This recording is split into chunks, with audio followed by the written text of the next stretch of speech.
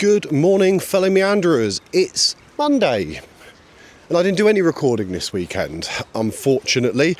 I'm still got a steady flow of videos because I have been doing sometimes 2 recordings a day. But I hope everyone's having a fantastic start to the week, albeit this probably won't drop until the end of the week, so I hope you've had a great week. But yeah, Moss and I went up to Nottingham this weekend in West Bridgford, seeing some old friends, and my golly, wasn't that a knees up? Wow. Won't lie, it's still feeling ropey today. Getting up for work this morning was a little bit of a challenge.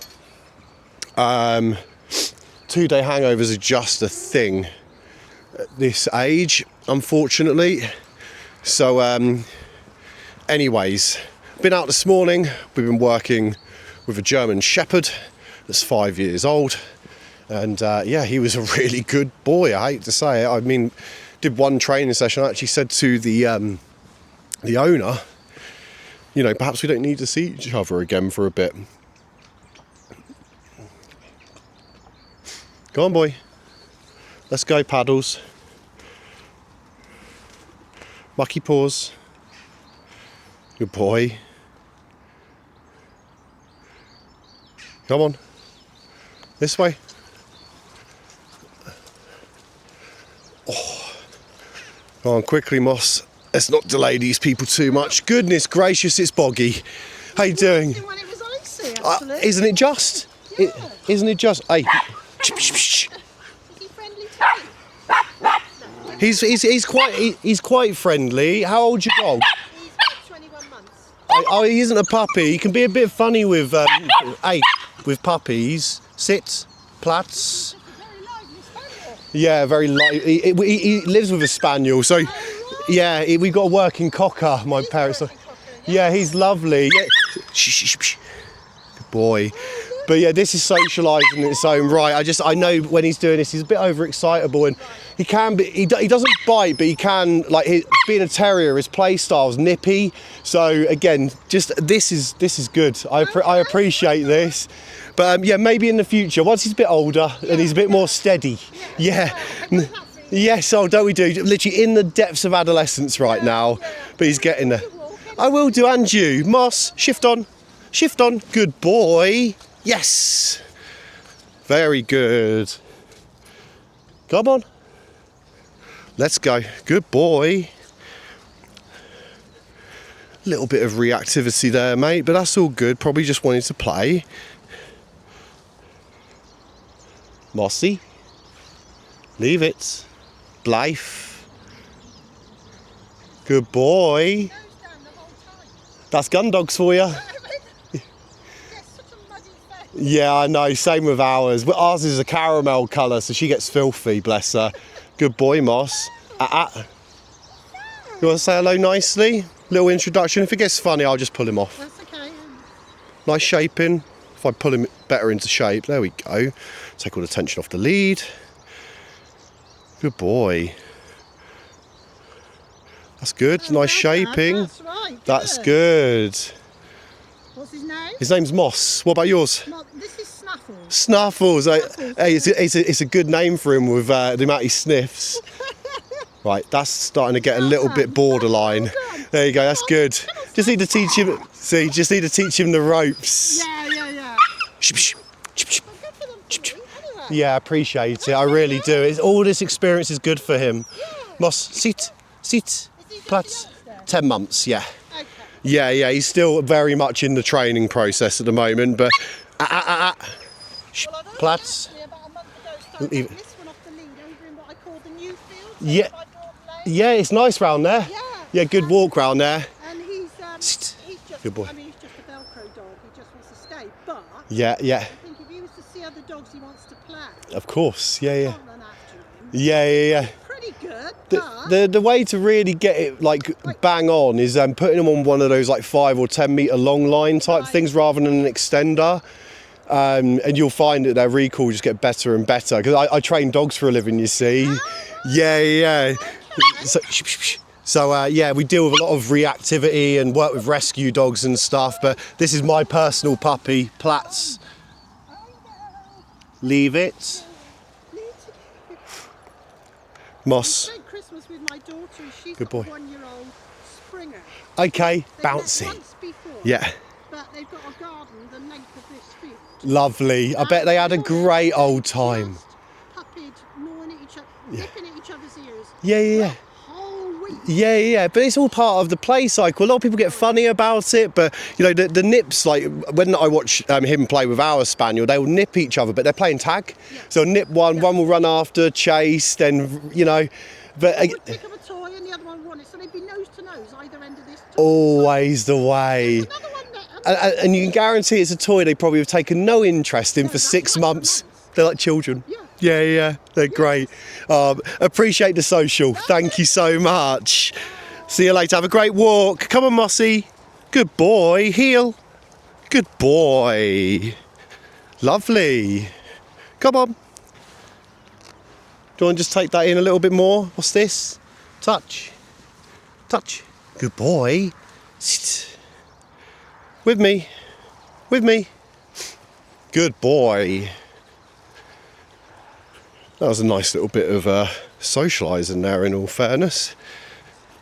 Again, a little bit of reactivity, but I think it's just a simple case of, I really want to play with that dog. And that's fine. He can be vocal.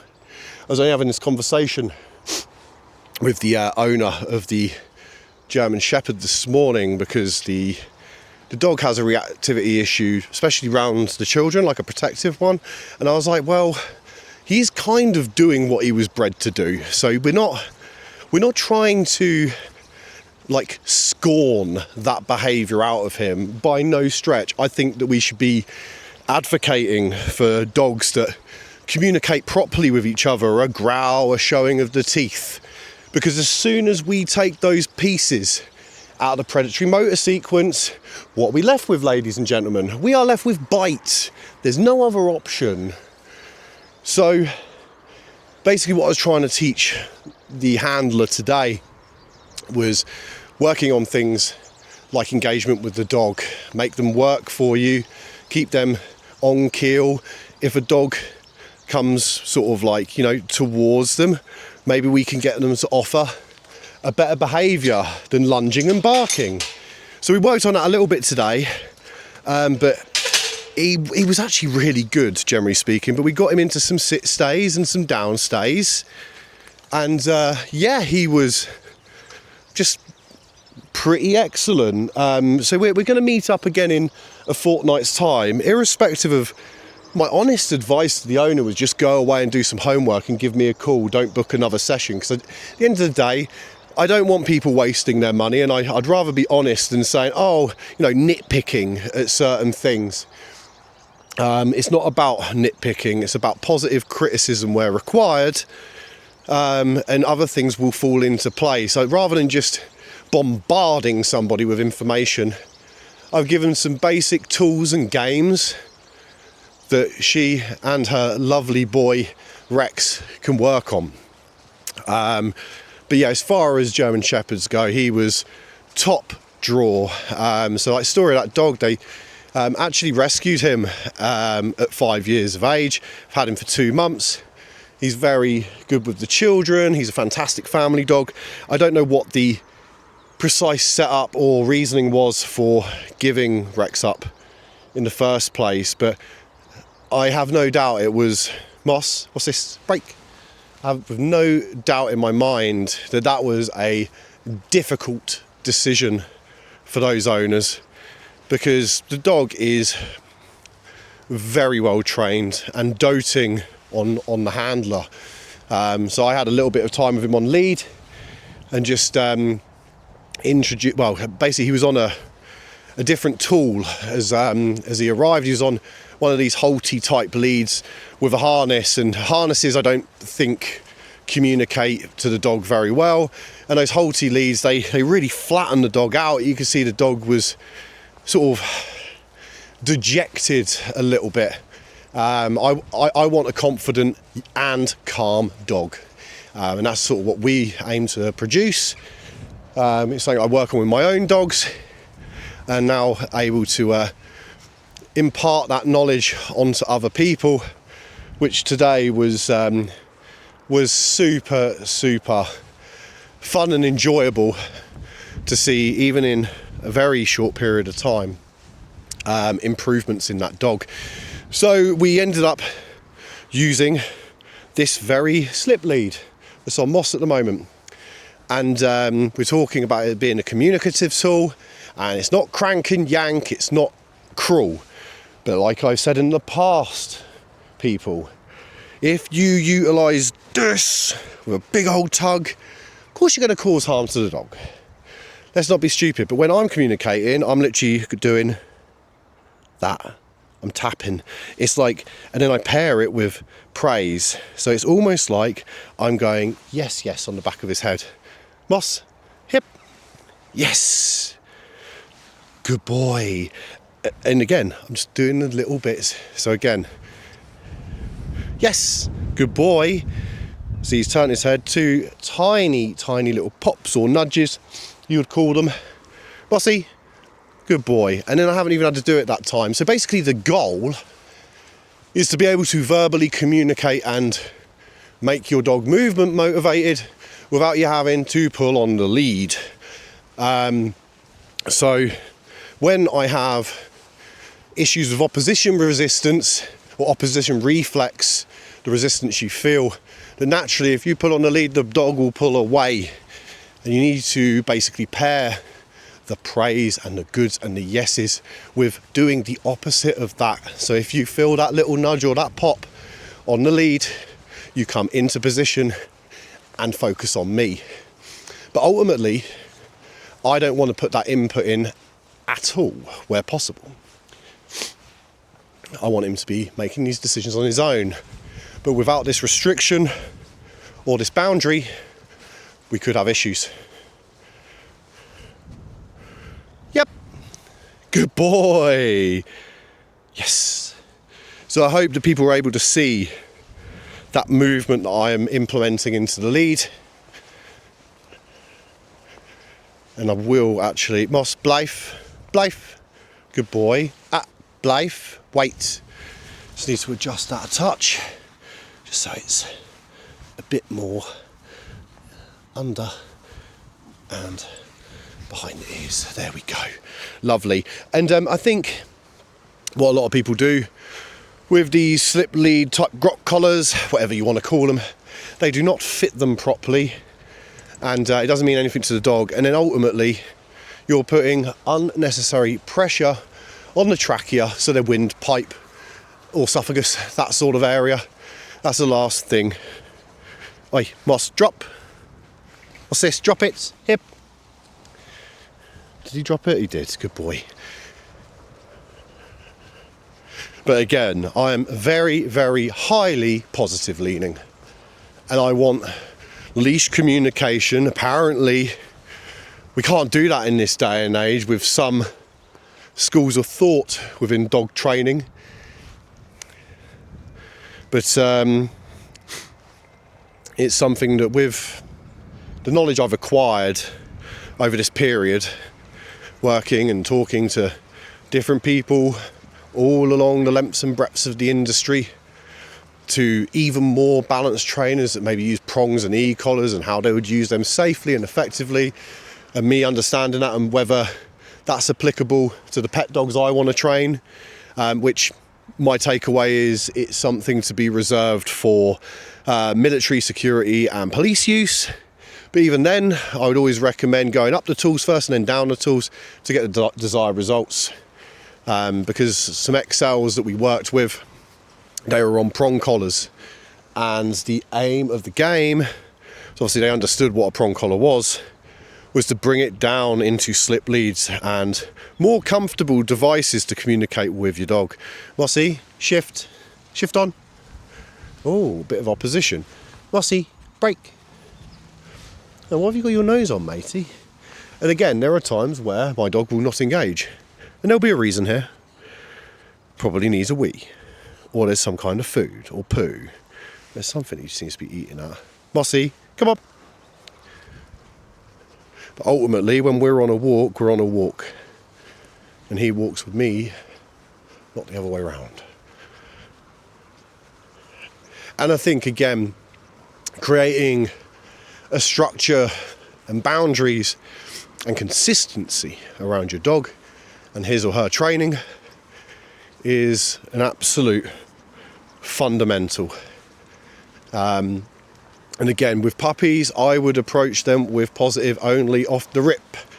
The only thing that would be classed as a punishment, I guess, I don't know, but it's actually a preventative, is when you go, okay, so that is a command to stop doing what you're doing. Again, I wouldn't recommend scorning any dog, but using an assertive tone, I think there's absolutely nothing wrong with that, especially when your dog's off lead and recall.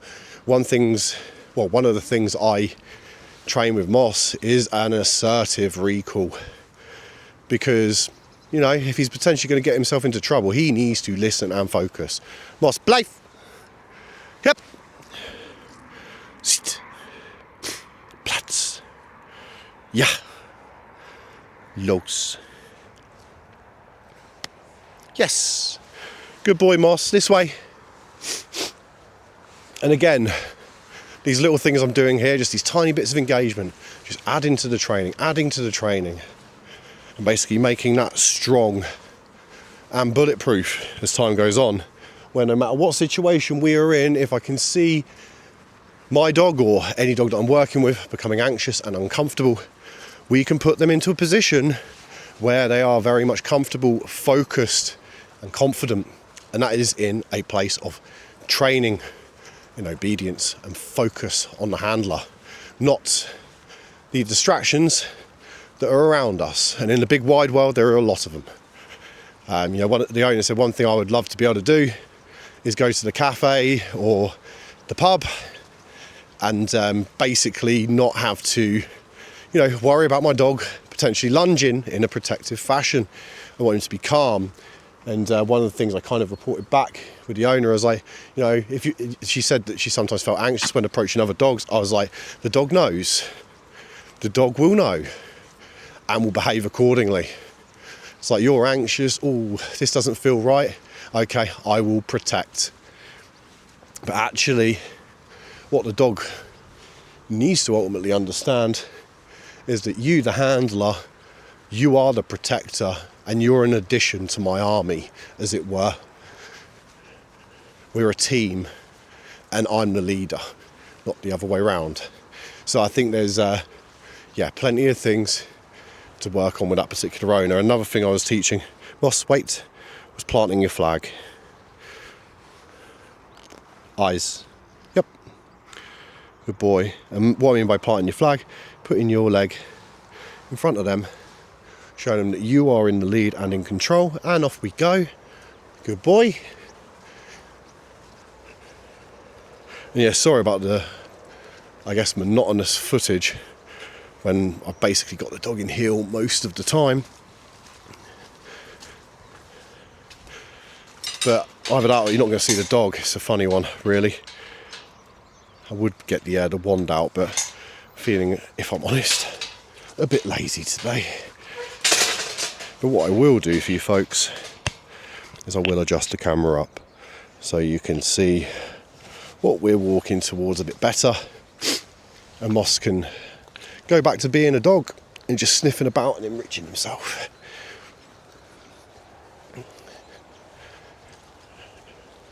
And yeah, another bit of feedback I need to give the other owner as well. Again, we've all been guilty of it. I've been guilty of it. Is repeating your command when it isn't served, or if you serve the command up, the dog's doing it and you keep repeating yourself. There was like a section when we were walking across a little footbridge, and she put Rex into a wait, and literally as she's going across the bridge, it's wait, which, yes, I have no problem with a secondary verbal if the dog is moving out of position. If the dog is in position, it does not need reminding. It knows what it's doing. So let's not basically muddy things. Because, the obedience, the command doesn't become wait. it becomes wait, wait, wait, wait. And ultimately, who wants to be repeating themselves? Not me. And the dog, when you are clear, they will clearly obey. When they don't understand and you are not clear, they will not. It's as simple as that. Moss. What's this? Yes. Good boy. Sit. Good boy. Let's go. But yeah, into like my 7th week of not being very well. Feels like. Still got a sniffle. Definitely got a chesty cough. I'm starting to feel a bit more reasonable. Moss, is that poo you just rolled yourself in? Come on, you. What's this? Shift on. Shift. Moss. Yes. Let's go.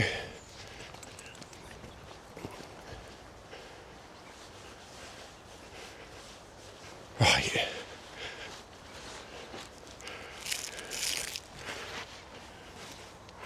Moss waits.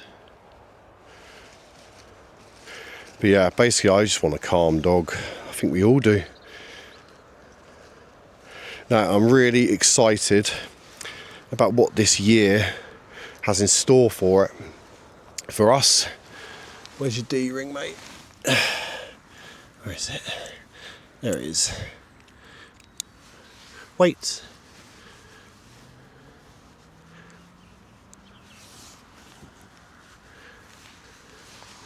Moss, wait. Excuse me, that's gross. Moss, hip. Sit. Good boy, have a meeting. That's a good lad. Right, lay. Yep. Good boy, wait. Moss, Blaif. Put this in my pocket. And then we'll stroll and it's going to feel like you're off lead, mate. Right. Moss, hip. Good boy. Ready? Shift on.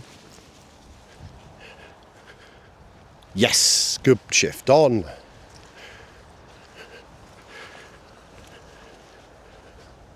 Go on, boy. But yeah, no, very. Bringing the lead with you. Come on then. He's got a thing about doing this with the lead.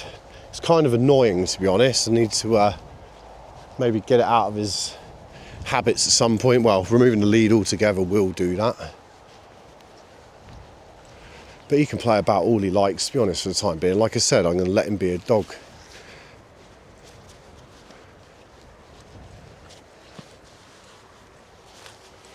Moss, what's this? Hip. Moss, hip. Good boy. Break. Yes. Break. Come on. Hey, Moss, guess what? Faster.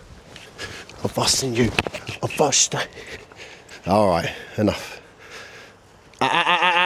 No. Mossy, shift. Good boy. What's this? Heel.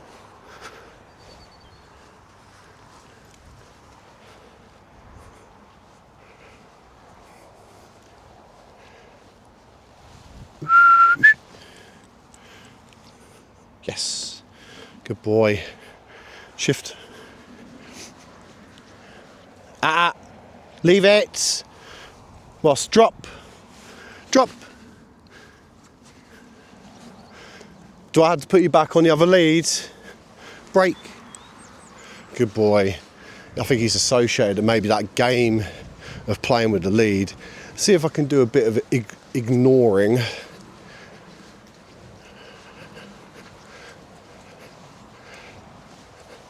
It's like just taking the lead with him. It's becoming a lovely game.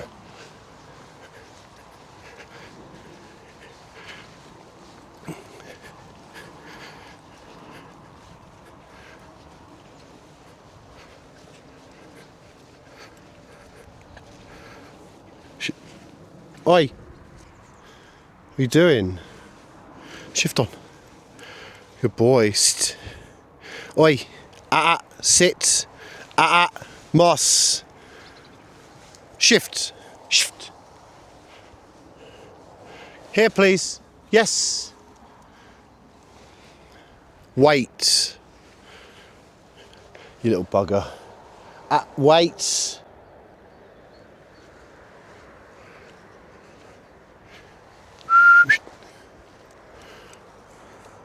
Good boy, yes. Go on then. I'm quicker. I'm faster. Good boy. Little jog together. Ah! What have you got? Mossy, drop. Shift on. Moss, shift. Shift. Drop. What's this? Drop. Leave it. Drop it. Shift. Oh dear. Mossy. Drop. What's this? Oh dear. Break. Break.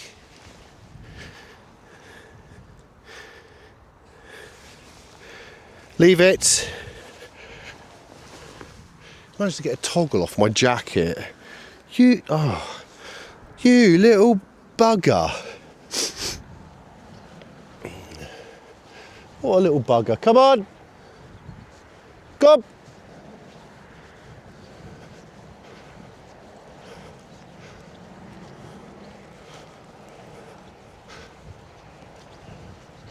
Right, so I'm going to get to this corner. What's this? Shift on. Good boy, yes. Ah! Hey! Shh! Shh! Wait. Good boy.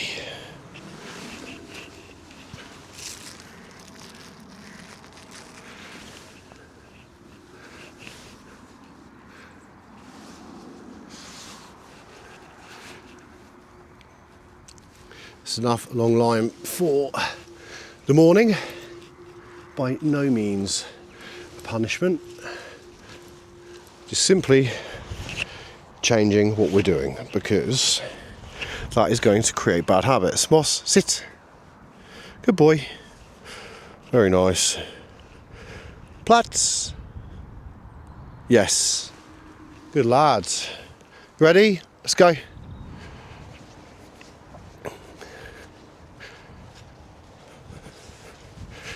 How long we've been going for was that 30 odd minutes? 27 minutes. Okay, well we'll start rocking round home, I think. That's enough for one day. I've got to take him out in about another hour at a guess. I just got to go for a cup of tea and a sandwich with my dad and stepmum, so that should be nice.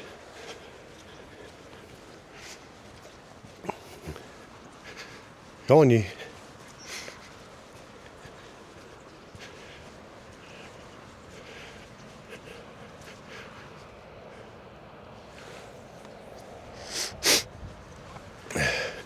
But yeah, I know that I haven't advertised my business and don't really say much about it on this channel, but you probably gathered over the course of the development of it, I've been working on starting a new business as well. So yeah, if anyone does need any training tips, keep watching the channel. I mean, I've got an abundance of them. And if you do like the content, please like, subscribe, tap the bell. Bit of housekeeping for you. Hopefully, yeah, you'll be able to do that. It doesn't cost anything, and it really helps grow the channel. So yeah, we've got a fair few tips I use with my own dog on a day-to-day basis. There's no strict regime or plan in terms of my training. Just as it occurs, I need to watch the dog and so on and so forth. But if anyone is interested in having their dog trained in the Buckinghamshire and surrounding areas, or further afield, I can do Zoom consultations as well. So please feel free to get in touch with me on the DMs. I'll be more than happy to discuss things further. But first and foremost, let's remember what this channel was started for. It isn't to advertise my business. It was to basically document the development and progress of Little Moss, and that will remain the fact, okay, or the sort of the goal of this channel, going out on adventures, being obedient, and just having a bloody lovely time with a perfect canine companion. Creating canine chronicles, as it were, stories with your dog. And we don't want the kind of stories like, oh, my girl Jess, she was really reactive, and oh bless her, she really struggled with fireworks. And you know, like, there are a lot of dogs like this, and we want to get calm, balanced dogs that can perform in any scenario and be confident, feel loved, and feel valued and paying accordingly. That's normally treats or play, some downtime. You know, like, each dog is different with their motivating drivers, and a bunch of them are breed specific. So as I've said on the channel on a multitude of occasions, don't buy your dog because of it looking cute or just because of its aesthetics. You need to consider your lifestyle and matching a dog to you. Because if you're quite a sedentary person, you don't move around quite a lot, don't get a terrier, don't get a shepherding dog, maybe get a Pekingese. Something that isn't really a working dog, more of a lap dog. Because they do exist. And in my personal opinion, with the amount of breed differentials out there and types and cross mixes and so on and so forth, any dog lover can have the perfect dog for them and what their needs are, and having a dog that will fit around their lifestyle. Or you get a dog in the knowledge that it's going to improve your lifestyle, it's going to get you out walking every day. Oh, another poo-boos. Perfect timing, right by the bin. Oh, a bit more. Bless you. A little bit runny. Yeah, I think at the weekend he definitely ate some things that he probably shouldn't have, like cat shit being one of them. That was gross. My friends have got cats and they buried their poos and left Moss outside for all of about 2 minutes. Came back to him after I had a wee, and he's digging up cat poo and eating it. Ugh, disgusting. Totally rank. But yeah, his bum's been a little bit sketchy since. He may have accidentally eaten some bloody rice as well, which was like biryani. But that was a couple of days ago now, and most of that should be through his system. But yeah, these little terriers, they have like quite delicate little stomachs, so he's currently going through another food change as we speak, because the other one, part of the diet has worked, and then yeah, other parts I'm testing out because I'm not 100% convinced that it's right for him at the moment. It has been like decent, like, you know, I can see in like his coat and his energy levels that he's pretty darn, like, yeah, I guess like fulfilled in terms of his nutritional needs. But there is something in there that's perhaps not agreeing, maybe because I've introduced it a touch early. They say it's like from weaning onwards, but might be a little bit too much for a puppy. He is still 10 months, or he is 10 months, he is still a puppy, albeit approaching adulthood very, very quickly. Come on, you. Hip.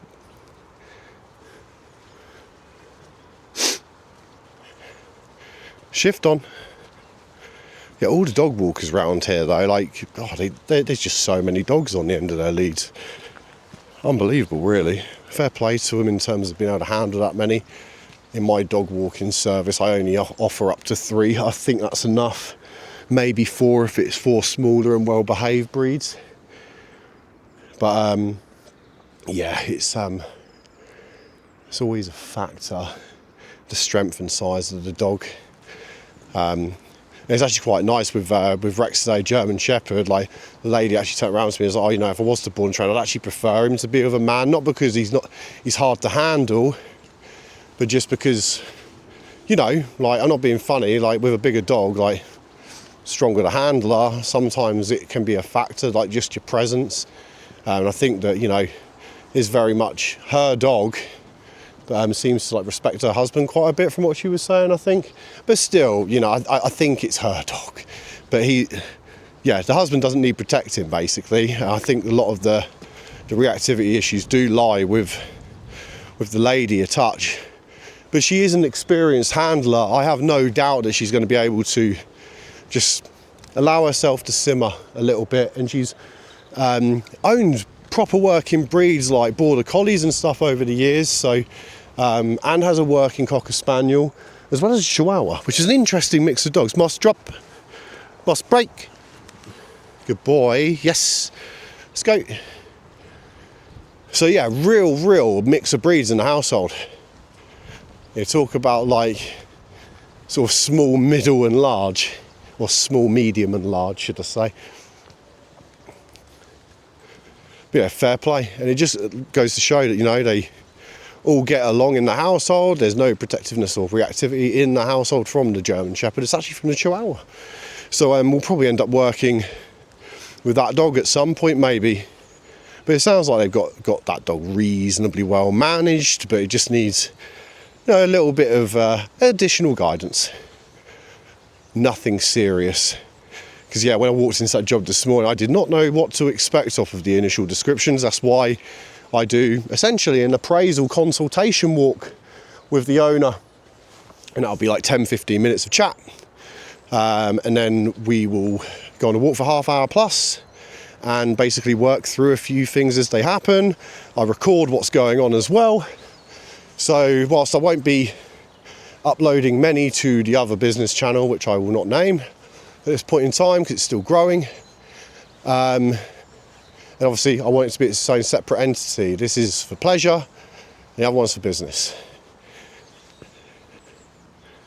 But obviously I do appreciate that there will be times where I talk about other things on the other channels and so on and so forth. But yeah, there'll be a lot more editing on the training consultation. So basically I record everything anyways, from a safety standpoint, from being able to work on things developmentally, and also as well, if there's a mistake or a problem or something that when it was live in front of me I missed for whatever reason, the camera does not lie. I can watch it back and I can assess the scenario again and make a more informed decision on exactly what's happened. So yeah, it's a useful tool having a camera on your chest, recording your dog, even if it's for cute purposes, but it's going to teach you a lot about the way you handle your animal and how to improve your working relationship with your dog. And when they're working for you, trust me, that's love. Boss, leave it. Yep. Yes, good boy. And on that very note, with that seagull on the horizon that Moss really wants to go after right now, that is going to be us done. So Moss, yes, lay, Moss, lay. Yes, good boy. I know it's a bit wet down there, so you're doing a half lay. But anyways, guys, keep on meandering, stay positive, and much love. Go on, boy, let's go.